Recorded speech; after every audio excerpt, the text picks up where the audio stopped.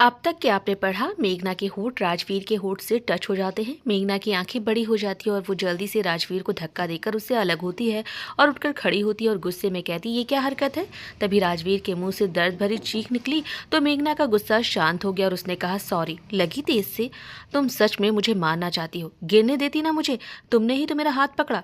अच्छा ठीक है, सॉरी, अब तुम आराम करो, कहकर वो कमरे के दरवाजे के पास आई और बोली, देखो सो जाओ अब, और बाहर से कुंडी लगा रही हूँ।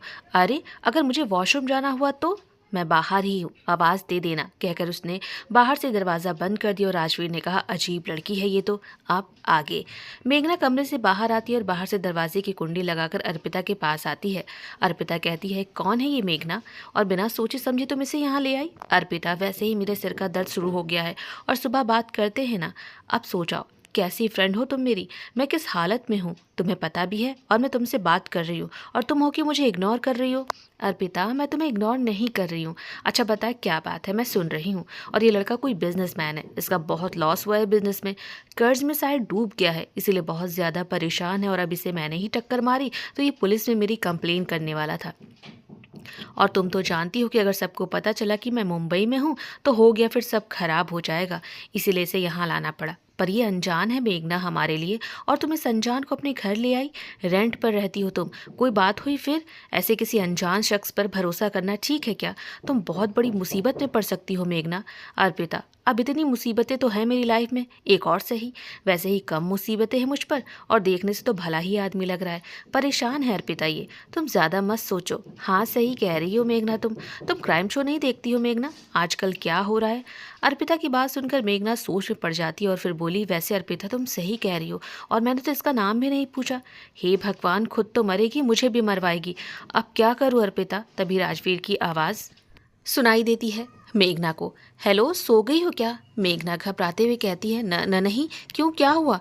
अरे मुझे वॉशरूम जाना है, दरवाज़ा खोलो। मेघना अर्पिता से कहती है, तुम्हें ज़रा भी कुछ लगे तो कोई भी चीज़ उठाकर उसके सिर पर मार देना। फिर घबराते हुए उठकर वो दरवाजे के पास जाती है और कुंडी खोलती है तो राजवीर कमरे से बाहर आता है और बाहर आते ही राजवीर कहता है, तुम दोनों अंदर सो जाओ, मैं इस सोफे पर सो जाऊँगा। पर क्यों, क्योंकि मुझे अंदर घुटन सी हो रही है। ठीक है, जैसे तुम्हारी मर्जी। वैसे तुम्हारा नाम क्या है। राजवीर कहता है, घर भी ले आई और नाम भी नहीं पूछा, वीडियो में देखा नहीं था क्या। देखो जितना पूछा है उतना बताओ।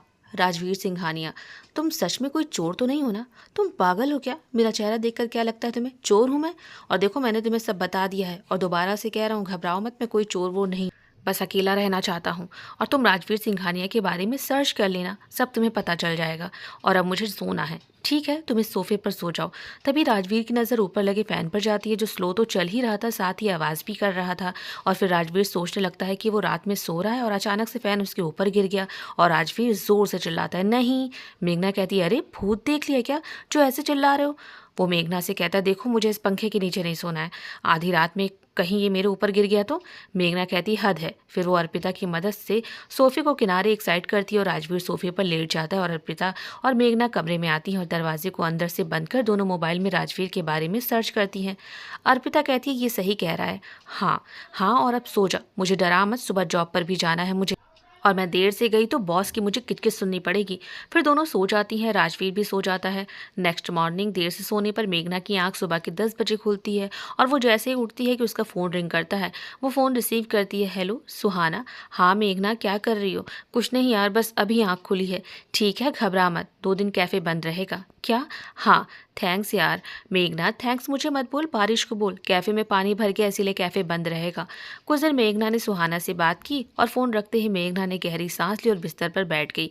फिर मेघना ने कमरे को ठीक किया, सारी चीज़ें सही जगह रख दी और सारे बिखरे कपड़े फोल्ड करके अलमारी में रख दिए और धोने वाले एक जगह रख दिए और कमरे से बाहर आई और हाथ मुँह धोकर अपने लिए कॉफ़ी बनाने लगी। अर्पिता और राजवीर अभी भी सो ही रहे थे। खटपट की आवाज़ सुनकर राजवीर की आंख खुल जाती है, वो उठकर बैठ जाता है तो सामने देखता है मेघना खड़ी हुई है। मेघना राजवीर को देख कहती है, गुड मॉर्निंग। राजवीर भी गुड मॉर्निंग मेघना से कहता है। मेघना कहती है, तुम्हारे लिए भी कॉफ़ी बना दूँ। तो राजवीर कहता है, हाँ ठीक है, तो फिर सामने बाथरूम में जाओ, जाकर हाथ मुँह धो लो। पर मेरे पास नया ब्रश और टूथपेस्ट नहीं है।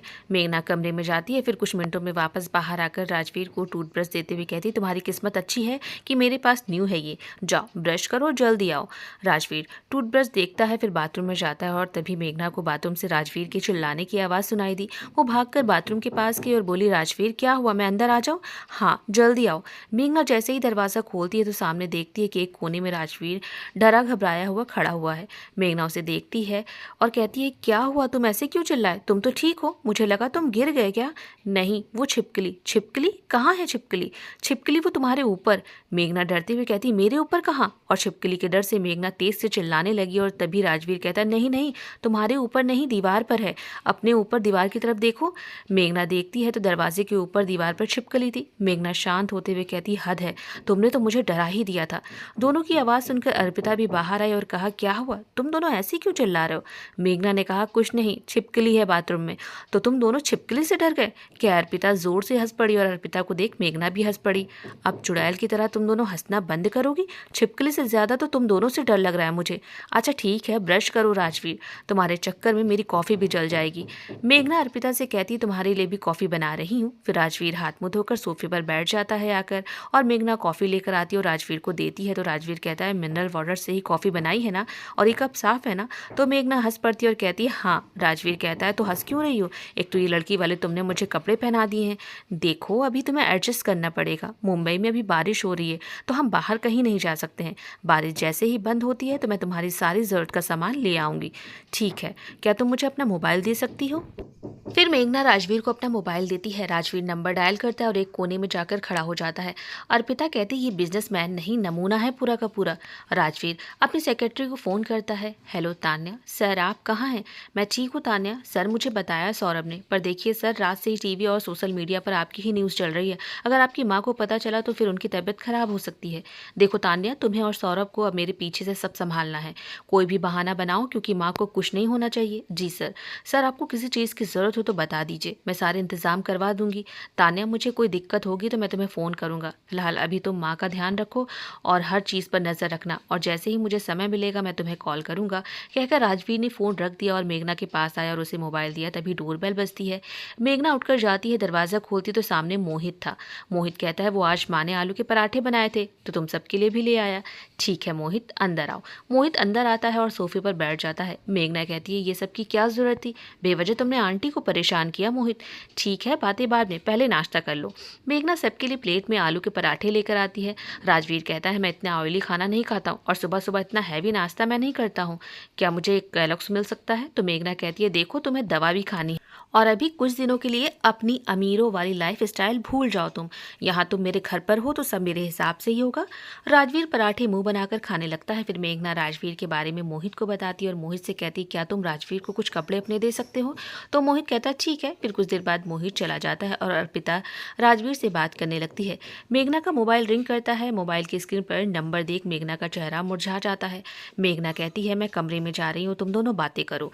और मेघना कमरे में आती है और अपने मोबाइल को साइलेंट कर एक साइड रख बिस्तर पर लेट जाती है। राजवीर अर्पिता से कहता है, इसे क्या हुआ, ये उदास क्यों हो गई इतना? पता नहीं, और वैसे भी ये खुशी कब रहती है, ऐसे क्यों कह रही हो अपनी फ्रेंड के बारे में? तो अच्छा तुम उसकी छोड़ो, अपनी बताओ। दूसरी तरफ राजवीर की माँ न्यूज़ देखते ही बेहोश हो गई थी और उन्हें कुछ देर बाद होश आता है। राजवीर के पापा कहते हैं, राधा जी आप ठीक तो है ना? मैं कैसे ठीक हो सकती हूँ, हमारे बेटे के कार का बहुत ही बुरी तरह से एक्सीडेंट हुआ है।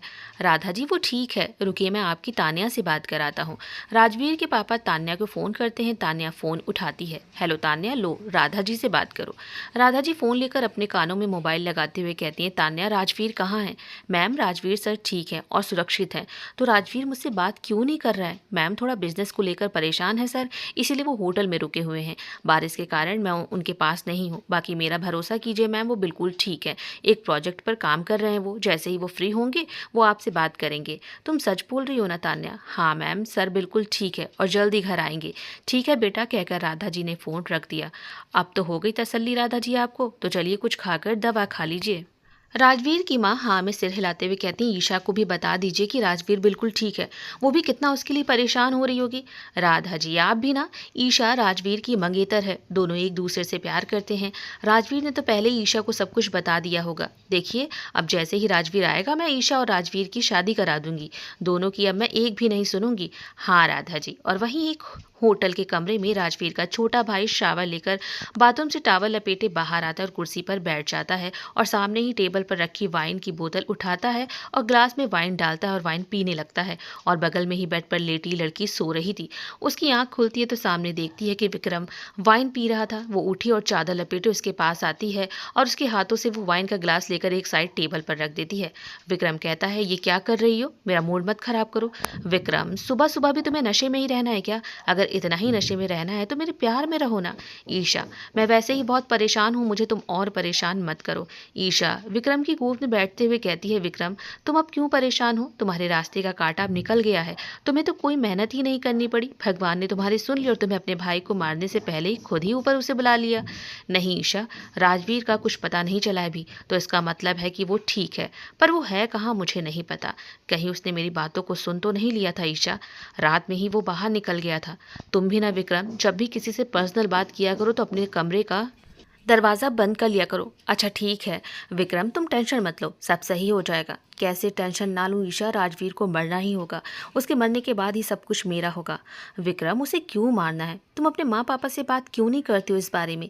ईशा, तुम क्यों नहीं करती हो अपने माँ पापा से बात मेरे और अपने रिश्ते के बारे में? तुम भी तो प्यार मुझसे करती हो और शादी उस राजवीर से कर रही हो। ईशा कहती है, मजबूरी है मेरी। दोनों फैमिली ने पहले ही मेरा और राजवीर का रिश्ता जोड़ दिया था। ना हम दोनों लंदन जाते पढ़ने और ना ही हमें प्यार होता है एक दूसरे से। अच्छा तो राजवीर पसंद आ गया है तुम्हें ईशा? ईशा विक्रम की गोद से उठकर बालकनी साइड जाकर खड़ी हो जाती है। विक्रम भी उठकर ईशा के पास आता है और कहता है, बोलो ईशा, मेरे सवाल का जवाब दो, तुम्हें राजवीर पसंद आ गया है? नहीं विक्रम, ऐसी कोई बात नहीं है, लेकिन मुझे राजवीर की फिक्र है, वो अच्छा है, तुम्हें मानता है विक्रम। तुम राजवीर से बात करो, उसे बताओ कि तुम्हें क्या चाहिए, वो तुम्हारे लिए जान भी दे सकता है। ओह अच्छा, तो अब मेरा ही प्यार उसकी तरफदारी कर रहा है। देखो ईशा, सब कुछ मेरा है तो मुझे क्यों मांगना उससे? और तुम्हें मुझे छोड़कर जाना है तो जा सकती हो। विक्रम, प्यार करती हूँ तुमसे, छोड़कर जाना ही होता तो अब तक राजवीर से शादी मैंने कर ली होती, समझे? देखो ईशा, मैं तुमसे बहुत प्यार करता हूँ, अगर तुम मुझसे दूर भी हुई ना तो सोच लेना। अच्छा ठीक है, चलो मैं तुम्हें तुम्हारी फेवरेट वाइन ला कर देती हूँ। और जैसे ही ईशा जाने लगती है तो विक्रम उसका हाथ पकड़कर अपनी तरफ खींच लेता है। ईशा मुस्कुराकर विक्रम के गले में अपनी दोनों बाहें डाल देती है। विक्रम उसकी आंखों में देखता और कहता है, नाराज हो गई मेरी बातों से ईशा तुम? विक्रम, और कभी नाराज हुई हूँ जो आज मैं नाराज हो जाऊंगी तुमसे? ईशा, मैं तुम्हें खोना नहीं चाहता हूँ, जब भी तुम्हें राजवीर के पास देखता हूँ तो मेरा खून खौल उठता है। विक्रम, मैं सिर्फ तुम्हारी हूँ। फिर विक्रम झुककर उसके होठ पर अपने होठ रख देता है और किस करने लगता है। ईशा भी विक्रम का साथ दे रही थी। दोनों को सांस लेने में जब दिक्कत हुई तो एक दूसरे से दोनों अलग हुए। विक्रम ने ईशा को अपनी गोद में उठा लिया और उसे बिस्तर के पास ले गया और उसे लेटा दिया और विक्रम उसके ऊपर आ गया और एक बार फिर से उसके होठों को अपने होठ से लॉक कर दिया और किस करने लगा उसे। कुछ देर डीपली किस के बाद विक्रम ईशा के होठों को छोड़ उसकी गर्दन पर होठ रख देता है और चूमने लगता है। विक्रम ईशा की पूरी बॉडी पर प्यार से हाथ फेरने लगता है और ईशा को एक अलग सी ही फीलिंग आ रही थी। विक्रम के छूते ही वो सिहर उठी और उसके प्यार में खो गई और कुछ ही पल में दोनों एक दूसरे की बाहों में थे। इधर मेघना की आंख लग जाती है और वो सो जाती है। तभी राजवीर उसके पास आता है और अपनी शर्ट उतार कर उसके ऊपर आ जाता है और जैसे ही राजवीर मेघना के होठों की तरफ बढ़कर उसे किस करने जाता है तो मेघना की आंख खुल जाती है और अपने सामने राजवीर को देख जोर से चिल्लाती है, नहीं, और उठकर बैठ जाती है और चारों तरफ देखती है तो कमरे में कोई भी नहीं था। डर और घबराहट से मेघना के चेहरे पर पसीना था। मेघना खुद से कहती है, ये तो सपना था। मेघना की आवाज़ सुनकर राजवीर और अर्पिता कमरे में आते हैं और मेघना से कहते हैं, क्या हुआ? मेघना घबराई हुई थी, वो कहती है, कुछ नहीं, बस बुरा सपना था। राजवीर मेघना को टेढ़ी नजरों से देखता है, ऐसा भी क्या देख लिया जो तुम इतना घबरा गई? कुछ नहीं कहकर मेघना उठकर बाहर आ जाती है और बाथरूम जाती है और चेहरे पर पानी की छींटे मारने लगती है। फिर मेघना आईने में खुद को देखती है और खुद से ही कहती है, कहीं कोई गलती तो नहीं मैंने कर दी राजवीर को यहाँ लाकर? मेघना फिर टावल से मुंह पोंछते हुए बाहर आकर सोफे पर बैठ जाती है। तभी डोरबेल बजती है और अर्पिता दरवाजे के पास जाकर दरवाज़ा खोलती है तो सामने मोहित था। वो अंदर आता और मेघना को एक थैला देते हुए कहता है, इसमें राजवीर के लिए कुछ कपड़े हैं। तो राजवीर कहता है, मेरे लिए? और मैं तुम्हारे कपड़े क्यों पहनूंगा? मुझे नहीं पहनना। मोहित बोला, राजवीर भाई यार, ये मेरे नए कपड़े हैं, पहने हुए मैं तुम्हें नहीं दे रहा हूँ। भाई शब्द मोहित के मुंह से सुनते ही राजवीर गुस्से में बोला, देखो मेरा नाम लेकर तुम मुझे बुलाओ, भाई मत बोलो तुम मुझे। मेघना कहती है, ठीक है तो अब तुम कुछ बोलना मत, मेरे ही कपड़े पहनो तुम। राजवीर कहता है, मुझे ज़ोरों की भूख लगी है। मेघना कहती है, ठीक है मैं कुछ बनाती हूँ तुम्हारे लिए। ठीक है, पर क्या मुझे कॉफ़ी मिल सकती है अभी? मेघना कहती है, हाँ ज़रूर। मेघना राजवीर को कॉफ़ी बनाकर देती है। राजवीर कॉफ़ी का एक सिप लेते हुए कहता है, थोड़ी कड़वी है पर अच्छी है। मेघना मुस्कुरा देती है और कहती है, ठीक है तुम अर्पिता और मोहित से बातें करो, मैं तुम्हारे लिए कुछ बनाकर लाती हूँ।